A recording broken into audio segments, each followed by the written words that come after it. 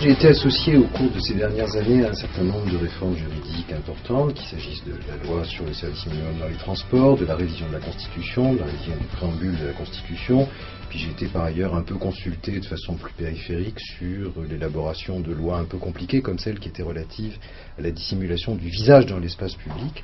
Et ça m'a donné effectivement une petite expérience assez intéressante, très enrichissante et quelquefois même très prenante de coopération à des processus un peu subtils et compliqués d'élaboration des textes. Si vous voulez, les universitaires ont souvent, peut-être trop souvent, le sentiment spontané de savoir très bien quoi faire et d'être absolument compétents.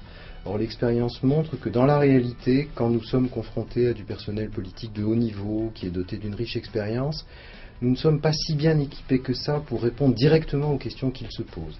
Et peut-être que la première chose que nous ayons à faire, nous universitaires, c'est nous taire et apprendre. Alors après, dans un deuxième temps, comme on n'est quand même pas tout à fait là pour se taire, on s'enhardit un peu et on essaie de contribuer au débat. Et là, il faut se demander de quelle manière on peut servir utilement l'intérêt public.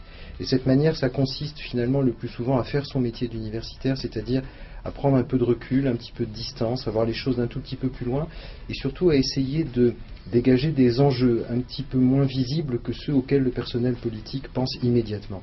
Alors prenons un exemple, la burqa, la loi sur la dissimulation du visage dans l'espace public. Comme vous savez, c'est une loi qui a été très largement élaborée pour protéger les femmes contre ce qui apparaissait comme le risque d'un quasi-esclavage, d'une contrainte qui est imposée sur elles au titre de la religion. Et il est vrai que cet objectif est immédiatement satisfaisant. On a tout à fait envie d'y adhérer parce qu'on a envie de libérer les femmes d'un joug sous lequel elles peuvent être écrasées. Mais en y réfléchissant un peu, on se rend compte que le postulat sur lequel repose cette loi est celui d'une contrainte des femmes. Or, on sait bien que parmi les femmes qui portent la burqa, il y en a un certain nombre qu'on ne sait pas identifier, qui portent cette burqa dans un geste de volonté, parce qu'elles souhaitent le faire, parce qu'elles se sentent mieux ici, spirituellement, corporellement, d'une manière qui est appropriée à leur individualité.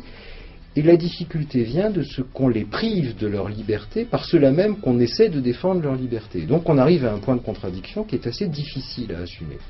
Eh bien je crois que le rôle d'un universitaire, c'est très largement d'être capable de poser ce genre de questions, de dégager les enjeux et d'essayer de mettre les politiques en situation de se décider lucidement. Que faut-il préférer? Est-ce qu'il faut vouloir le bonheur des gens contre eux-mêmes, quitte à les priver de leur liberté, ou est-ce qu'il faut au contraire leur laisser une part de libre arbitre et de liberté, au postulat qu'on ne peut précisément pas discerner immédiatement s'ils sont esclaves ou s'ils sont libres? Voilà le genre de contribution, je crois, assez utile que peut avoir un universitaire dans l'élaboration d'un texte juridique un peu compliqué.